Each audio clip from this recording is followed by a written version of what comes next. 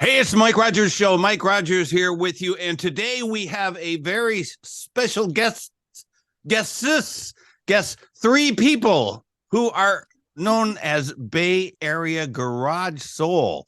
Hot Laundry brings some much needed sass and swagger to proceedings in an intoxicating blend of blues, rock and roll, girl group vocals, and garage rock. Hot Laundry are Jeanette Lopez, who's lead vocals, Lilith Bridges, is that correct? Eilith Bridges. Yeah, dominant ITH. Okay. Emphasis on the dominant. and backing vocals, and Gina Sari, is that right? Siri, yeah. Okay, backing vocals, and the guys aren't in the interview now, right? No problem. No, you just got us ladies tonight. Okay, so can you just introduce yourselves first, and then give me a history of the band? Oh, absolutely. Well, first and foremost, hello, everybody. We are Hot Laundry, and we are super excited to be here being interviewed with you guys. And I would like to introduce myself. I am Jeanette Lopez. I am a Detroit native, and I live here in San Francisco, and I am your lead singer. I am your voice of power. I am your Spitfire, and I am your new friend. And I also would like to introduce, these are part of the band right here. These are my faithful friends. These are my singers, and these are my girl gang. These are the women you don't want to meet in a dark alley because they will kick your booty. These are why they're in my band. And please, I would like to introduce Eilith and Gina. Eilith. Hey there, everybody. I'm Eilith from Hot Laundry. It's a pleasure to be here. You know, I think Jeanette kind of summed up quite a bit of all of our sass and frass over here. But yeah, we're based out of San Francisco and fucking kicking rock. So yeah, and Gina. Yeah. Hi, I'm Gina. I'm originally from Appalachia here in the southeastern United States. And now I'm a Bay Area girl. And this one adopted me and made me part of the family. This is true. I saw her shimmying at one of our shows, and I was all like, she can keep a beat, and she's really cool. Please, hey, you want to come jam with us? And she did. Wait a minute. I got a couple of questions. So yeah. Miss Bridges, yeah. I'm going to call you Miss Bridges. That's Eilith? Eilith. Oh, okay. And then Gina, you said Appalachians? Yeah, I'm from I was born in West Virginia, and I spent most of my life in Kentucky and Tennessee, the Appalachian region. Yes. So if you ever need to dump a body, you want to ask her where to go. There's a lot of caves out there. Oh. Yeah. Yeah, my father was from North Carolina, and he spoke that way. Oh yeah, Appalachians go all the way down there too. Yeah. So, okay. You know, our guitar player, Grady, is from North Carolina as well. He's the main songwriter for our group. Oh, really? Do you? Yeah. Are you guys familiar with Beck Black? Yes. As a matter of fact, she's from there in, I believe, California, LA now. You know, I don't mean to brag and plug you, but I saw the interview that you did with her on your YouTube channel. Oh, yeah. Yeah, I was really excited to see another songwriter from North Carolina because we love Grady, and he is a North Carolina proud boy, and he is he's proud to be from North Carolina, and he has also got a lot of his heart in Texas as well. Wow, that's really cool. So, okay, tell me first off, the name Hot Laundry. Oh yeah. Where did that come from? I mean, it's kind of a cute story. Yeah, okay, I'd like to hear that. Okay, well, it was me and Grady, and we were talking about, you know, our band that we were forming, and I have a best friend in the shape of a black cat. She was 17 at the time, and her favorite thing, she demanded it all the time, her favorite thing was hot laundry right out of the dryer. So one day Grady was hanging out, and I'm bringing down the big load of laundry, and Kink, her name was Kink. Kink was on point, waiting for her turn to jump in, and she would jump into the basket and not come back out for at least a few hours.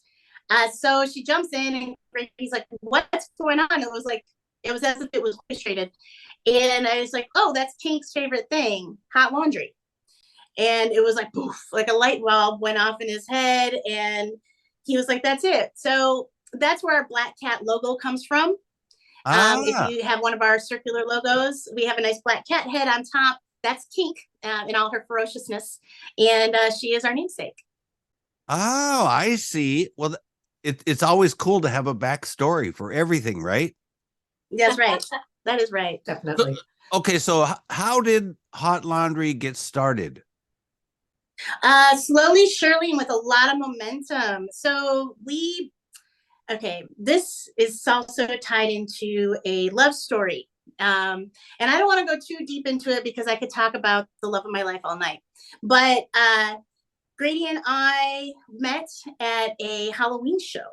And he was in a Sonics cover band.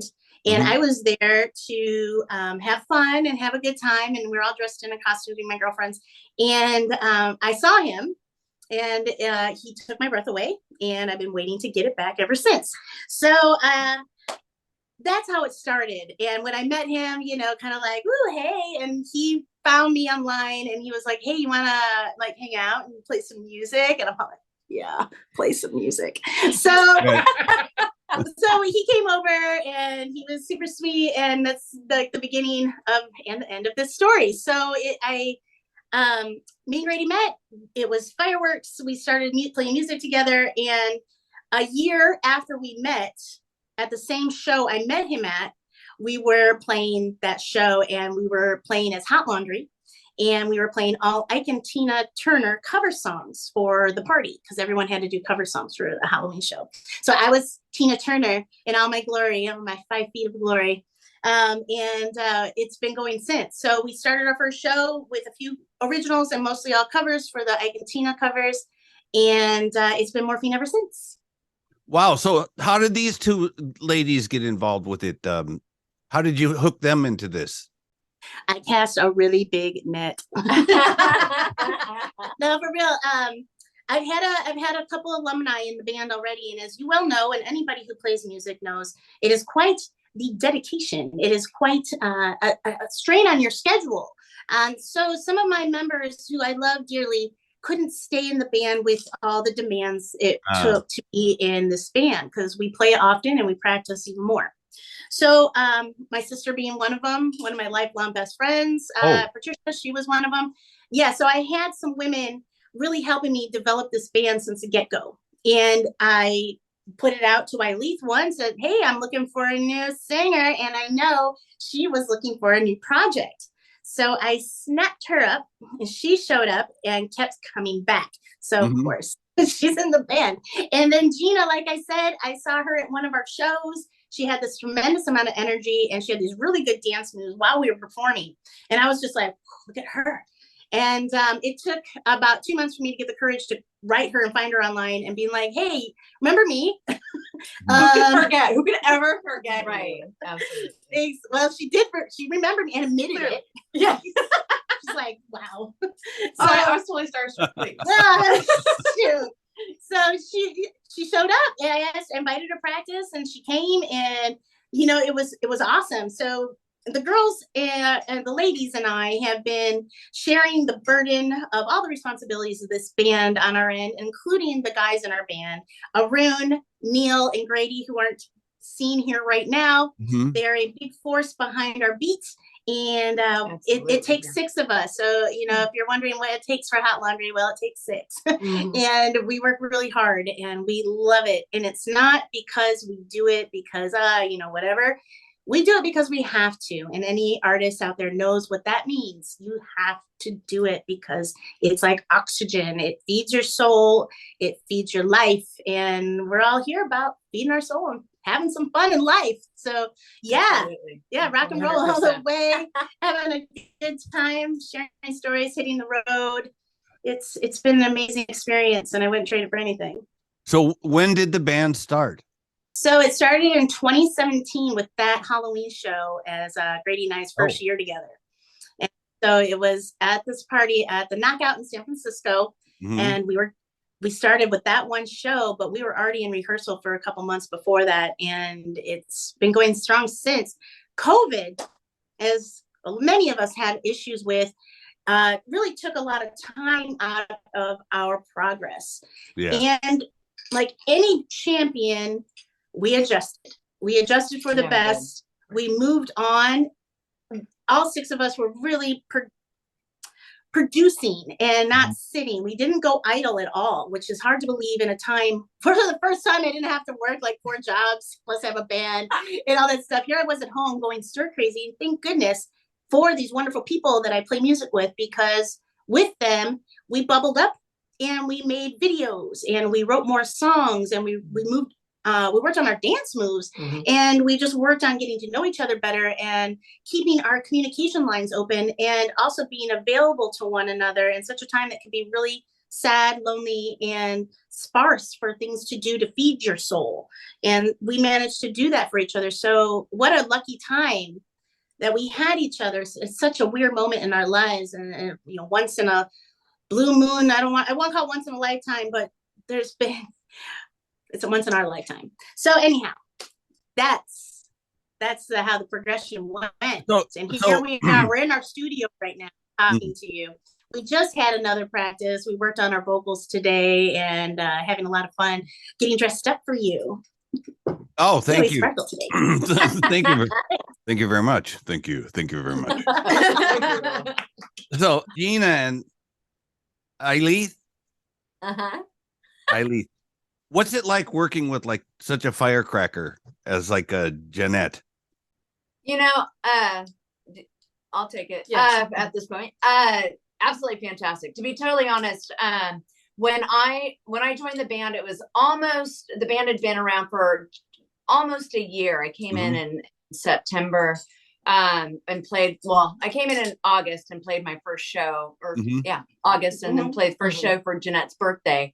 And I have to say that I'm completely honored. I'm not going to tell you my age because I'm, my 20s. A lady never tells her age.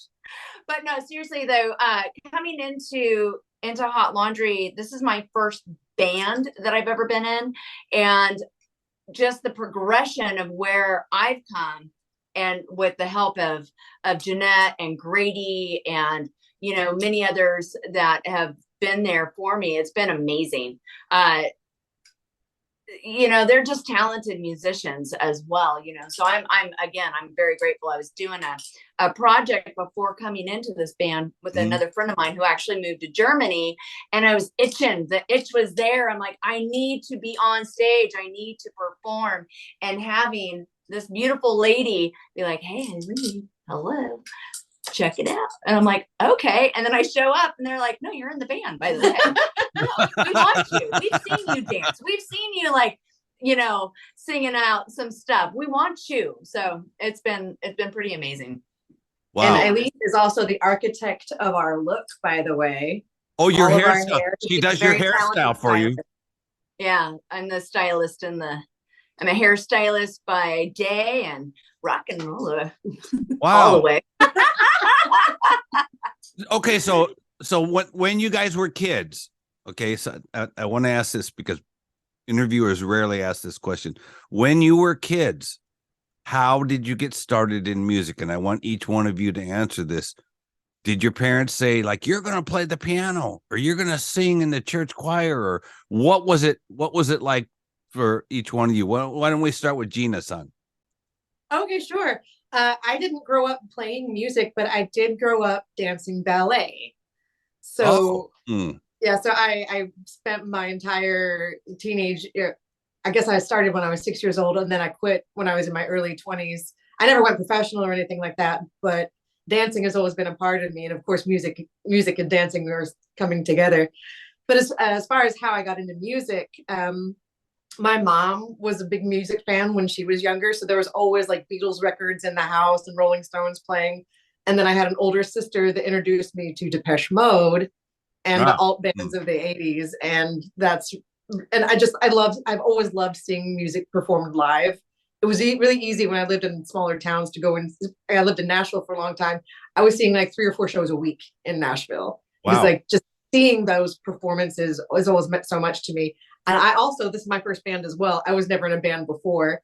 So being able to be on the other side of it and being able to bring my music and dance background and share that with an audience, again, is just fantastic. Wow. So, okay. How about you, Jeanette, how about your childhood? Were you? Oh my God! So wait a minute. Let me guess. You're the lead singer of this band. So yes, sir, I am. I suspect that you were good in school and music and art and things like that. Yes, I but was. You were a troublemaker, weren't you? Yes, I was trying to find the right way to say that. I was good at getting to school sometimes, but when it came to school curriculum, I was definitely good at the art stuff. I thrived in drama. I loved singing in the choir. I was in choir since I was a toddler all the way until I graduated high school, and I kept singing since. For me, the music career started just by the need of wanting it. It was something that I was doing before I knew what it was, because I was young.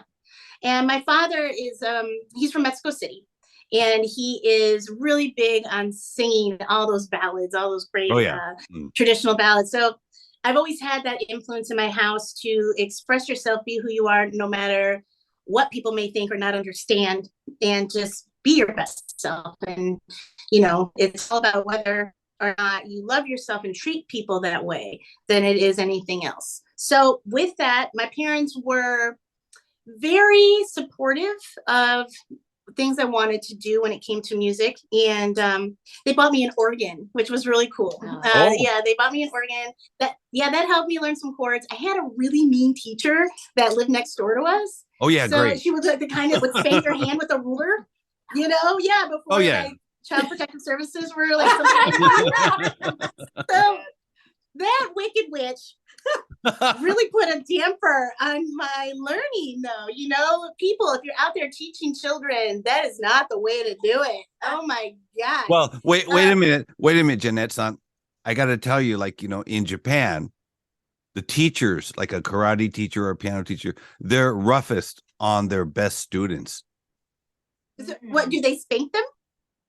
Oh yeah. No wonder they're all taking karate. No, but a teacher that hits your hands. Oh my God, no! It was I came back. I mean, I got so sassy on my teacher because I didn't understand how she felt like that was working. What was she very old? Yeah. Yeah, that's why. Yeah, I can play that still on piano. So it sunk in. It sunk in so hard that I still talk about getting smacked. Yeah. So but. Fast forward, I had a mean choir teacher. I had a mean piano teacher. And all it did was solidify in me that I'm doing something that I have to do because it feels good by me. And I didn't let any of them stop me. And I think despite, like how you're saying, they get harder on the students where you're from because it will push them harder. And I don't think that was the initial thing that these women were doing to me. Like, oh, if I'm mean to her, I'll push her harder. No, I think they were just mean, but it did definitely give me more character. It gave me more strength, and it gave me the sense of believing in myself is a healthy way to be. You know, we've all been kicked in the dirt a few times by people who want to tell us differently. You just got to dust it off and keep going. And I did, and it paid off, you know.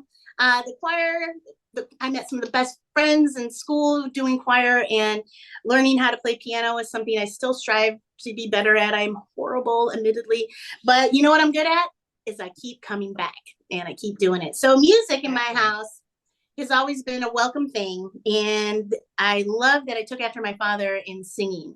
My poor mother can't carry a tune in a bucket, but she is one of the most beautiful people you'll ever meet. And her soul sings for her. So she'll have nothing to worry about. Yeah. Okay. How about you, Eileen?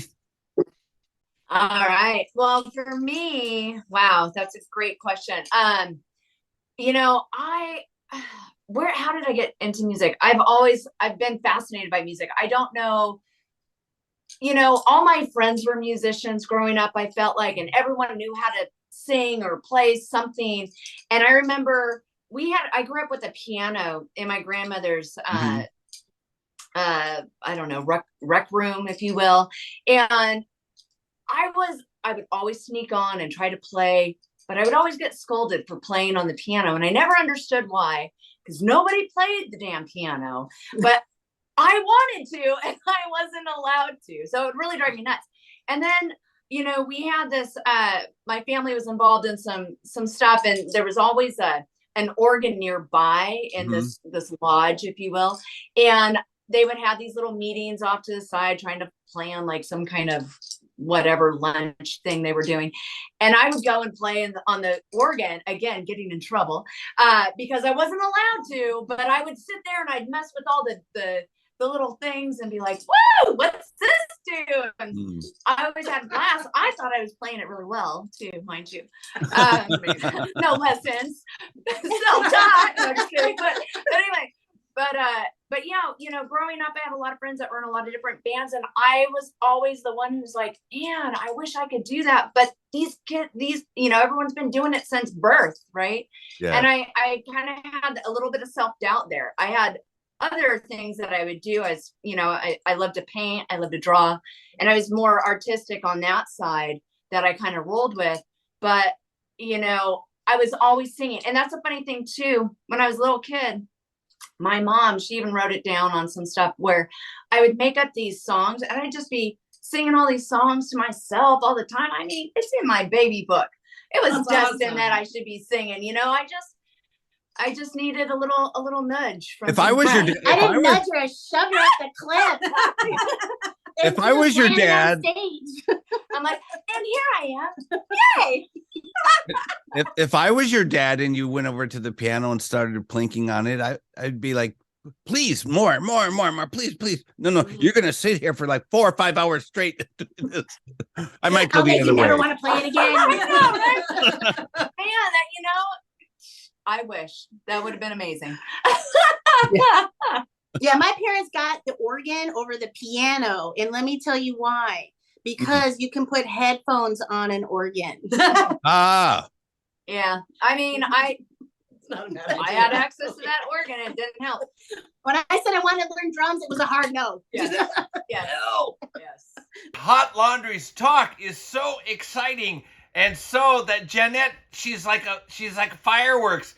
Anyways, stay tuned for tomorrow. We're gonna have part 2, more from Hot Laundry. Mike Rogers Show. If you like this video, click like and subscribe. See you tomorrow. Bye.